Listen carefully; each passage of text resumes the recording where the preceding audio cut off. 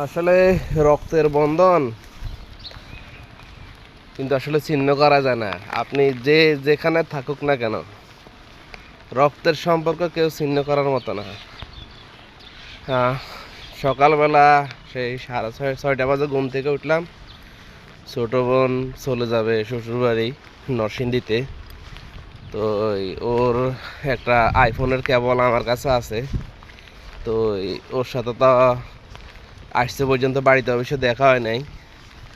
তো ওর সাথে দেখা করতে আসলাম লাকসাম জংশন স্টেশনে। তো আসলে ভাই বোনের সম্পর্ক তো আসলে মধুর সম্পর্ক। যে যেখান থেকে থাকুক না কেন, ভাই বোনের সম্পর্ক যেন সব সময় অটুট থাকে।